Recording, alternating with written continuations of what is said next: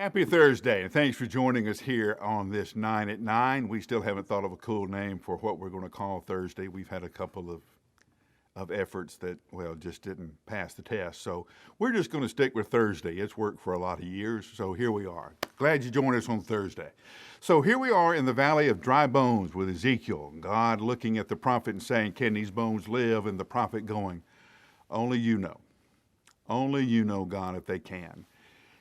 And so God says, I want to show you something. He says, Ezekiel, I want you to preach. And Ezekiel preaches, and as he is preaching, muscles come back to the bones. The bones find each other and reconstitute the body. Sinews and tendons all find their place, and the bodies are recreated, covered with skin, and they stand in front of Ezekiel, all in this great multitude, watching to see what Ezekiel will do next while he kept preaching. That must have been quite a moment. It must have been a frightening moment. Because, you know, in all the horror movies, there's nothing more frightening than when a skeleton's bones start banging against each other and the bones start rattling and everybody starts running. Ezekiel must be a brave man to stand there and just watch all that happen. We live in a world where, as the story says, our hope has dried up, our bones are all scattered, our hope is dried up. And the temptation is to do something. The temptation is to put together some kind of plan, some kind of education, some kind of process to help people deal with their immediate problems. The last thing that we want to do in that moment is preach. The last thing that we think will help is to share the gospel of Jesus Christ.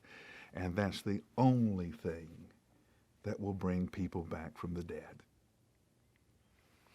You don't have to be in a place where your heart stops for you to die. You can just make the decision to stop living. And a lot of us have done that. Maybe we failed in our career and so we gave up. Maybe we lost at love and so we gave up. Maybe we moved here to Nashville to be a great country music singer and you're not, so you gave up. It's that little point in your life where you say to yourself, it's just not worth it. I'm not worth it. I don't count. And you give up. You're like a person in the water who just quits swimming. You may not drown immediately, but sooner or later you'll go under and you won't come back up. And that's the decision you've made. And the last thing you want to hear is about a teacher in Galilee. But it's the only thing that matters. It's that God loved you so much he wouldn't leave you alone, even when you thought the only thing you wanted was to be left alone. God wouldn't take that no for an answer, and he came. He came in creation. He came in the prophets. He came with the nation of Israel and King David. He came ultimately and supremely in Jesus Christ. I tell you this all the time. The good news is not that you can find God. The good news is that God in Christ Jesus has found you